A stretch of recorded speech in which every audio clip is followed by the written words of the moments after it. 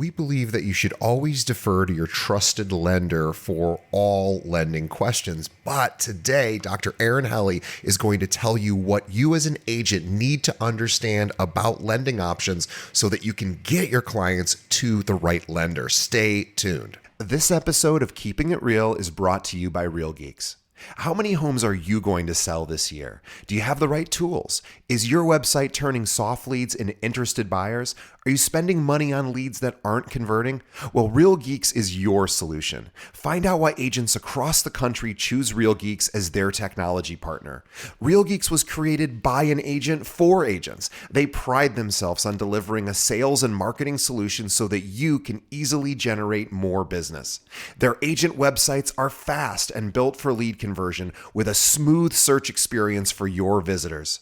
Real Geeks also includes an easy-to-use agent CRM. So once a lead signs up on your website, you can track their interest and have great follow-up conversations. Real Geeks is loaded with a ton of marketing tools to nurture your leads and increase brand awareness. Visit realgeeks.com/keepingitrealpod and find out why realtors come to Real Geeks to generate more business. Again, visit realgeeks.com/keepingitrealpod. And now, on to our show.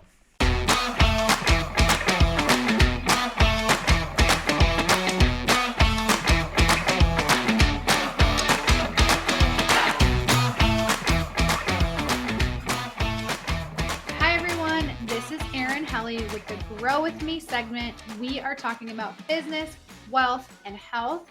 And today I have an awesome episode for you all about seller financing and loan assumptions.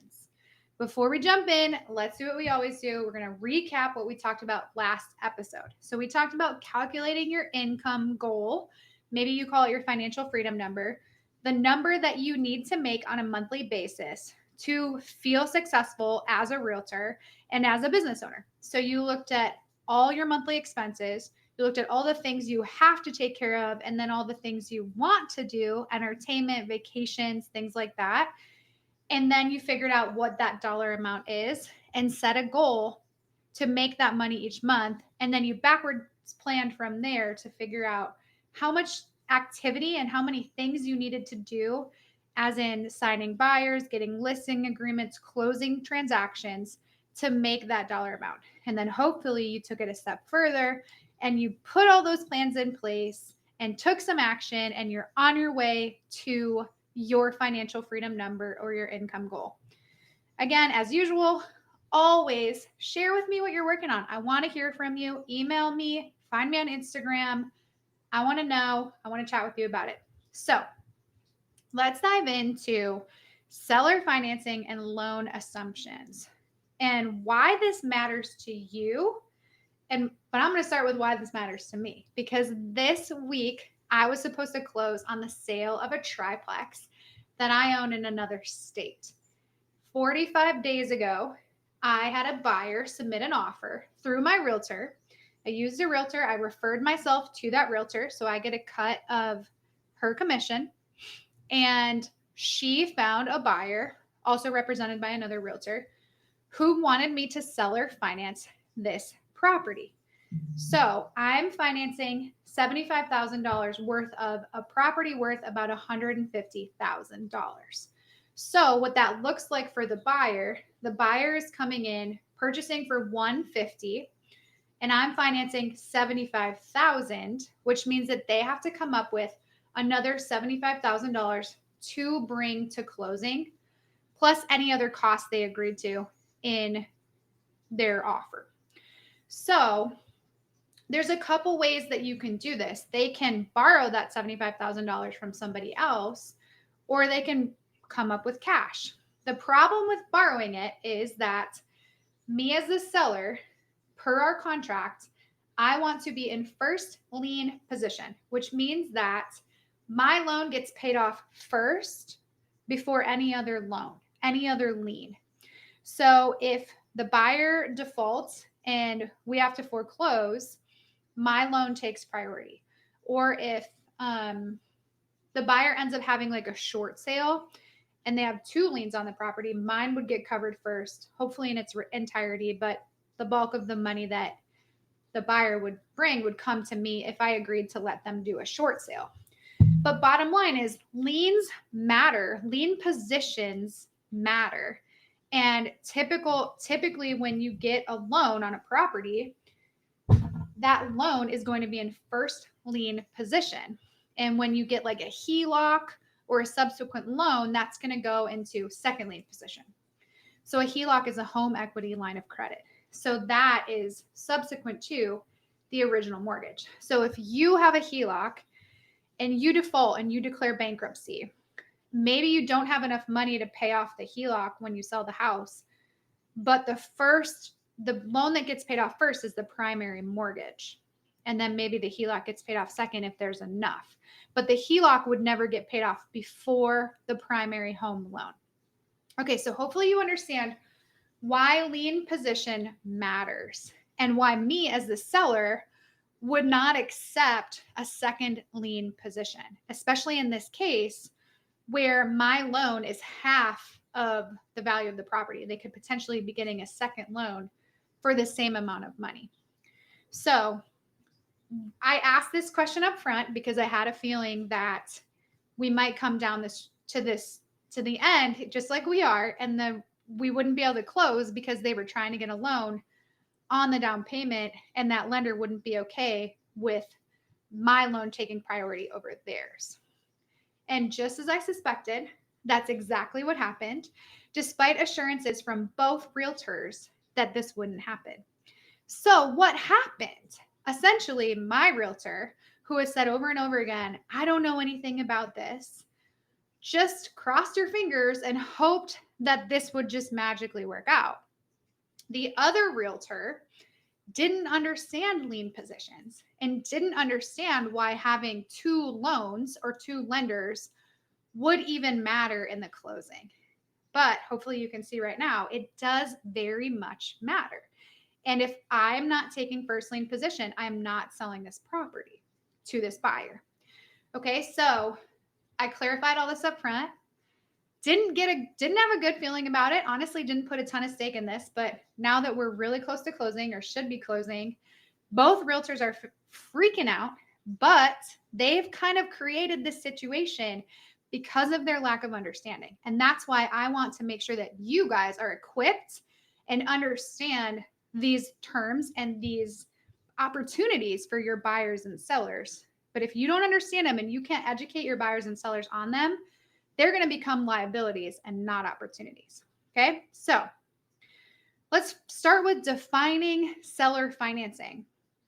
So seller financing is basically when the seller of the property provides financing to the buyer. So they basically become the bank.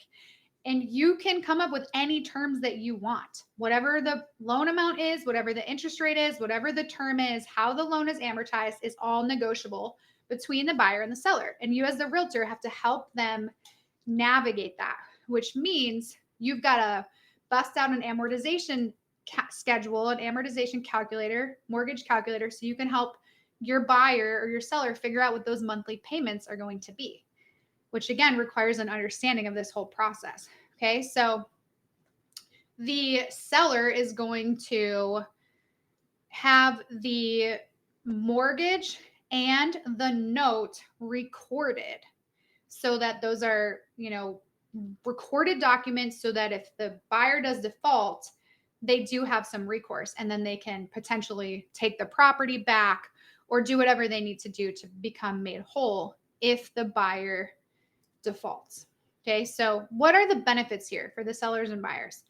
These can typically lead to quicker transactions because there's a lot less underwriting. Typically with the seller just being an individual, it's just less bureaucratic, more flexibility, and your buyer pool is expanded, which could be good, could be bad. It's a little bit better when you're looking at investment properties because you can essentially look at the performance of the property and you want to make sure that that income can cover the mortgage, as opposed to a primary residence where you're relying on the borrower, the buyer who's going to live in there to make enough money to cover that mortgage. So the two are not always the same. So you have to do a little bit of vetting, a little bit of due diligence on your part as the seller or as the realtor's the realtor for the seller, to make sure that they understand all these implications and understand that you need to get a good qualified buyer to make this happen. Okay. So where this works, the seller ultimately has to have equity. So the reason I'm able to finance $75,000 to my buyer is because I owe less than that on the mortgage. If I owed $100,000 on the mortgage and I sold it and they only brought me $75,000 as a down payment, it's not going to cover what I owe on the mortgage, which means the seller, myself, has to bring money to closing. I'd have to bring $25,000 to closing plus fees. So that's not really ideal. It works better if the seller has equity or doesn't, like, owns the property outright and doesn't have a mortgage at all. That's the best case scenario. But there needs to be room here. You can't have a seller own a house for $400,000, owe $350 on it, and then mortgage the entire $400,000 because their loan is a better scenario for that is an assumption of that mortgage, which we'll talk about here in a minute. Okay, so it's important too that legal consultation is happening between the buyers, with the buyers and the sellers. Make sure that all of this stuff is done legally. You're staying compliant. All the documents are being reviewed, and due diligence is super important as well. Okay, so that is how seller financing works. And it's important that you can understand that from the perspective of a seller and a buyer, because this creates a great opportunity all the time, because it doesn't allow your buyer to, it means your buyer doesn't have to get pre-qualified or qualified or underwritten. And so it allows your buyer to have access to more properties and at higher price points than maybe they qualified for. And it's an opportunity for your seller if they're having trouble selling the property. Okay. So let's move to assumable mortgages. An assumable mortgage allows a home buyer to not just move into the house, but to step into the seller's loan. So the remaining balance on the loan, the repayment schedule, and the rate will be taken over by the new owner. This is really great when mortgage rates are high. It makes these transactions really attractive to buyers because they could save thousands of dollars by taking over the home loan at an interest rate way below what the current market is offering. So typically only government-backed mortgages, ones that are backed by the Federal Housing Administration, can qualify as assumable mortgages. So that's step one in this process. If you're representing a seller and you want to see if they can sell their house with a mortgage assumption, you need to first verify that the mortgage is assumable. They just need to ask their lender that or reference their promissory note and their loan documentation. It will state it right in there. So the buyer is going to take on the home's remaining debt, but they're also going to have to cover the difference between the mortgage balance and the home's current value. This needs to be in cash or a second mortgage. But we already talked about the complications of a second mortgage and lien positions. So when you're helping a buyer find this down payment or the difference between the mortgage balance and the current value, you need to make sure that the lenders you're speaking with understand the structure of the deal and know that they're going to be in second lien position subsequent to the primary mortgage on the property. Okay. So let's talk about what this looks like. Let's say you have a seller who wants to sell their house. It's worth $400,000 and they want to sell it for $400,000 and their mortgage balance is $350,000. Let's say they have a great rate. Let's say they're at 2.75%. And the best the buyer can get is 7%, just as an example. So the buyer is going to be really interested in this deal because they're going to save so much money in interest because they're going to get this great interest rate. So they're going to make an offer for $400,000, assuming the loan, but they have to cover that $50,000 difference because they're going to take over the mortgage balance, which is $350,000, but the price of the home is $400,000. So that $50,000 difference has to be covered in cash or has to be a second mortgage or a loan that will be in second lien position, because that money will have to be brought to closing. And the seller nets that at closing after everyone's fees and commissions are paid. Okay. Other things you need to know about assumable mortgages. They take a long time. I've never seen an assumable mortgage or a loan assumption take place in less than 90 days. And that's a awesome timeline. You're going to plan for like 6 to 7 months in more cases. And this is primarily because the lender doesn't really make any money off of this. There's no new origination fee. They are just going through the wickets of transferring this over, and they're going to take their sweet time. Communication is going to be tough, I promise you. But that's where you, as the realtor, manage expectations, make sure everybody's aware this is going to take a really long time, get the initial timeline estimate from the lender and communicate that, make sure both sides are tracking it, make sure that that's just an estimated closing date and it's probably going to be delayed. So, and just get them to buckle up and be patient. That's the hardest part. Communication with the lender is going to be hard. And a lot of times it's going to have to be the seller doing that communication because their name is on the loan. And you, as the realtor, might be limited with how much information you can get directly from the seller. So paint that picture up front. Make sure that everyone understands that. Make sure that you understand that so that you can have a very successful closing and everyone can be happy in the end. Okay. So your challenge from this episode is to educate your buyers.